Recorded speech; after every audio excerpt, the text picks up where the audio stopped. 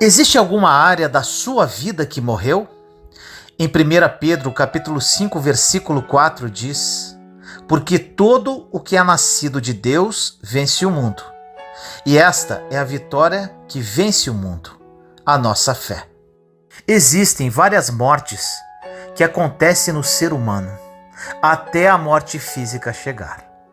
Existe a morte emocional e sentimental, porque foram abandonados no altar ou porque nunca foram amados, por falta de um pai, por uma rejeição ou falta de aceitação. O problema sentimental é externo, envolvendo outras pessoas. O problema emocional é interno, é com você, é o que te leva a ter confusões mentais e não entender o mundo. A morte emocional leva à depressão, que leva ao suicídio, e antigamente achávamos que era bobeira. Mas hoje em dia é perceptível que não importa a classe social, religião, se é uma pessoa fervorosa a Deus ou se está no mundo. Todo mundo está sujeito à depressão. Tudo começou a ficar altamente competitivo. As redes sociais fizeram as pessoas olharem para a vida de outras pessoas como nunca antes. E quando menos percebe, já está em depressão, com crise de ansiedade ou pânico, perdendo o sono, comparando a sua vida com a dos outros. E então, com tudo isso, você começa a viver um processo de morte emocional. Existe uma situação que é muito comum hoje no meio cristão, que beira o absurdo. Muitas pessoas que se dizem cristãos ficam colocando indiretas no Facebook, Instagram e outras redes sociais, comentários maldosos e que visam machucar emocionalmente o próximo. Entenda que você é filho ou filha de Deus. E se é necessária alguma coisa ser dita para outra pessoa, basta bater na porta dela e falar. Na Bíblia possui um exemplo claro dessas situações. Jesus e João Batista chamaram os fariseus de raça de víboras, Mateus 12:34. Mas ele disse isso na cara deles. Ou seja, indireta ou fofoca não é coisa de crente nem pensar. Quando você fala diretamente com a pessoa, além de você cumprir a palavra, você estanca o sangramento e para de morrer naquela área.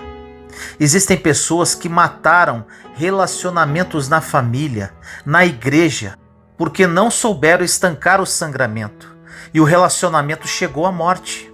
Existe também a morte financeira, onde o dinheiro virou o Deus das pessoas, o desespero pelo material.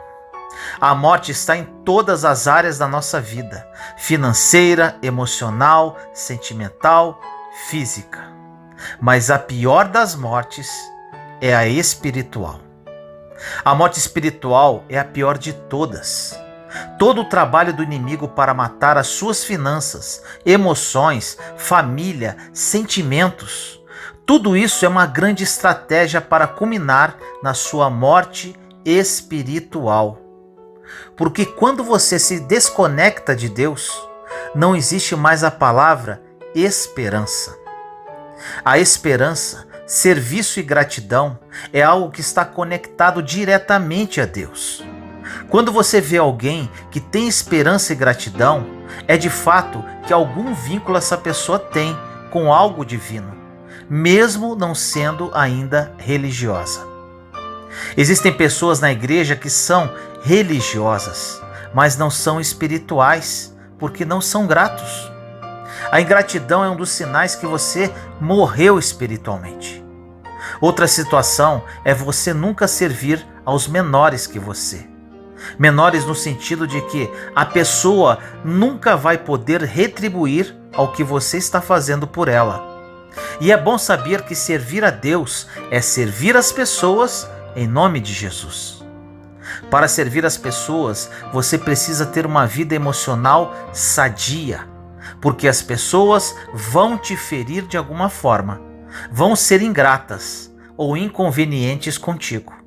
E se você ficar ferido com elas, ao invés de estar pregando o evangelho, você está criando mais problemas.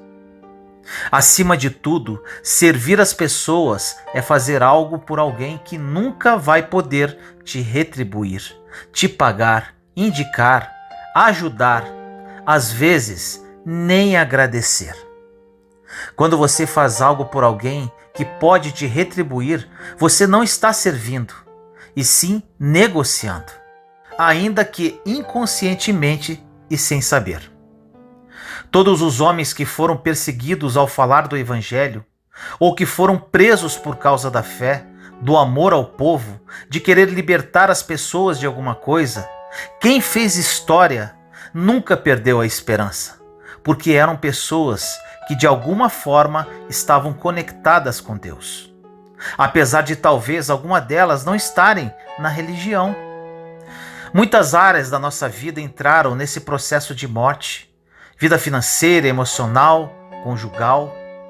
Ninguém casa para ser infeliz e para separar, mas chega no 5º, 6º, 7º ano de casados e ninguém está aguentando mais. Tem gente que nem chega no 5º, porque existe um processo de morte conjugal que gera morte familiar, que faz os filhos não escutarem mais os pais e os pais se desconectam emocionalmente dos filhos, fazendo com que a sociedade sofra em meio a tudo isso. O maior objetivo do inimigo é trazer níveis de morte para a sua vida. Ele mata os seus sonhos e logo depois rouba o seu futuro. Sonho é a capacidade de ver o futuro. Então o primeiro objetivo do inimigo é matar, depois roubar e destruir. Como ele iria roubar quem ainda não está morto? Não estamos falando de morte física, estamos falando emocionalmente. Ele mata os seus sonhos, rouba eles e destrói o seu futuro e a sua vida. Ele mata as suas emoções para roubar o seu sentimento pelos outros e até o amor pelas pessoas.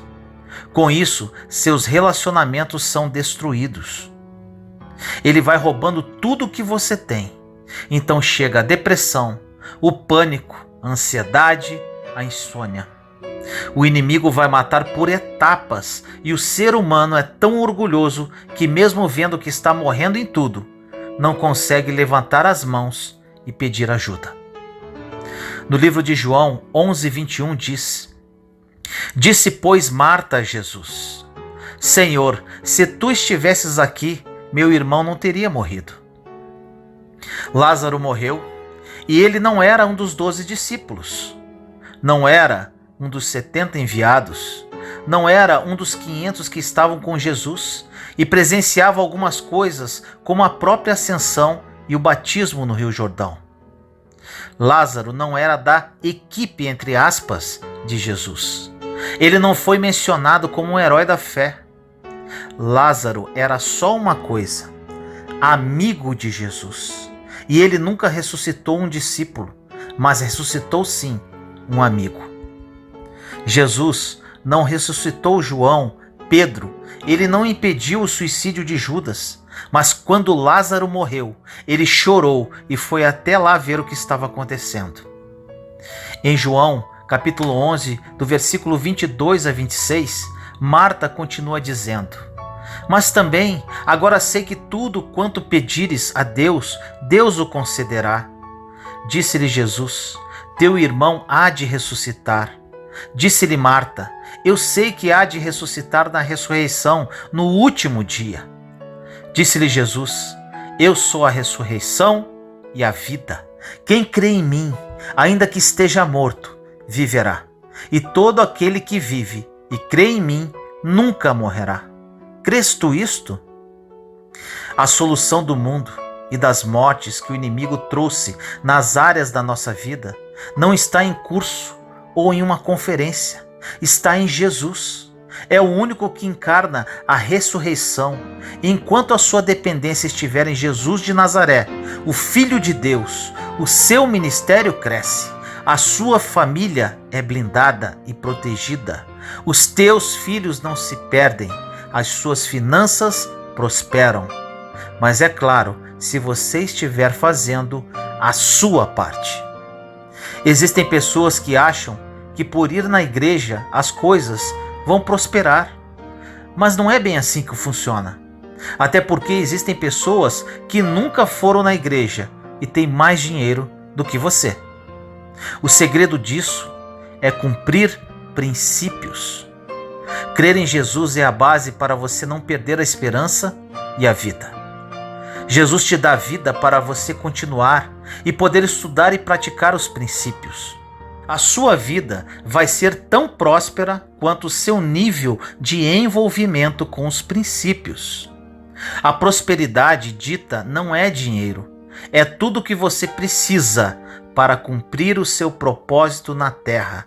Isso sim é prosperidade. Ninguém sabe a hora que a dor vai bater na porta. Ninguém sabe a hora que as más notícias chegam na nossa vida. Mas uma coisa sabemos: junto com a má notícia, vem a ressurreição em pessoa.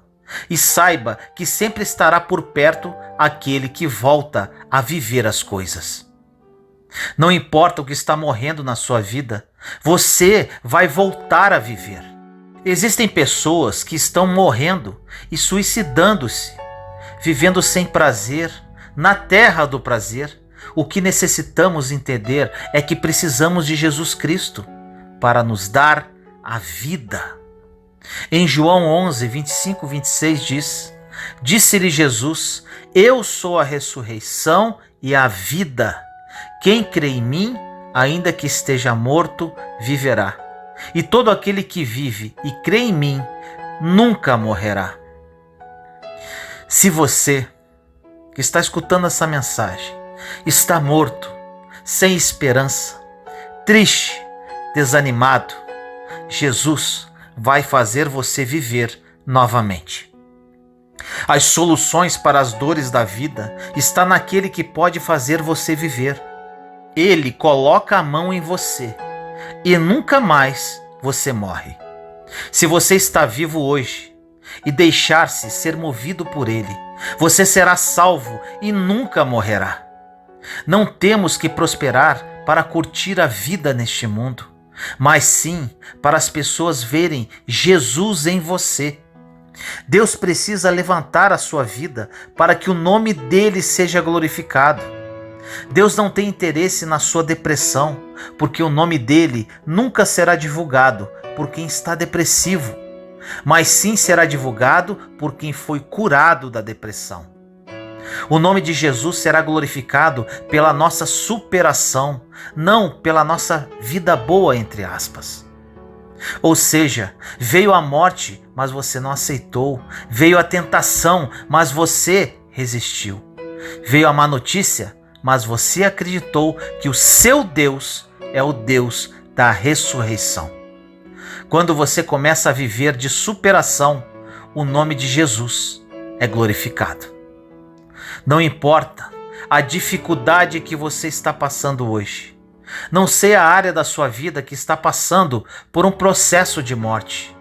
Mas sei que na Bíblia diz em Mateus 28, 20: ensinando-os a guardar todas as coisas que eu vos tenho mandado. E eis que eu estou convosco todos os dias até a consumação dos séculos. Ele estará contigo no seu quarto quando você estiver chorando. Ele vai colher todas as suas lágrimas quando você estiver desesperado pela notícia que chegou. Ele vai te socorrer. Ele pode até mandar alguma pessoa para te socorrer, mas é Ele quem está fazendo. Muitas pessoas prometeram algo para você e não cumpriram. Muita gente falou que iria fazer e não fez. Mas Jesus não é homem para que minta e nem filho do homem para que se arrependa.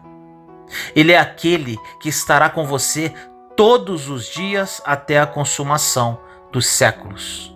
Esse é o nosso Deus. Ele é poderoso para fazer infinitamente mais do que aquilo que pedimos, pensamos ou sonhamos. Pensa em tudo que você já pediu para Deus e tudo aquilo que você já sonhou para a sua vida. Pensa tudo aquilo que você já imaginou para a sua vida financeira. emocional, familiar, sentimental. Nem olhos viram, nem ouvidos ouviram, e nem jamais entrou no coração e no pensamento do ser humano o que Deus tem preparado para aqueles que o amam. Deus tem um projeto para você. É por isso que você está nessa terra.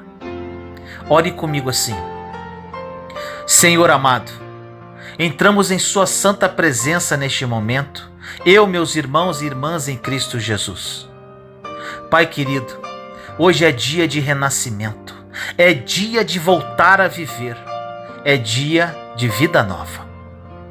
Muitos dos seus filhos e filhas que oram comigo agora, Pai, estão em pedaços, achando que suas vidas simplesmente acabou. Muitos estão tristes, desesperados, em depressão, muitos estão sem esperança nenhuma. Senhor, que através desta mensagem e oração, o seu Santo Espírito toque agora esses corações, que eles despertem para a nova vida que o Senhor os concede neste exato momento. Que a partir de hoje tudo se faça novo na vida de cada um. Eu creio, Pai, que não existe distância para Ti e que todas as pessoas que ouvirem esta mensagem começarão uma nova etapa em suas vidas. Uma vida de abundância em todas as áreas, visando somente glorificar o seu santo nome. Assim nós oramos, em nome do nosso Senhor Jesus Cristo. Amém.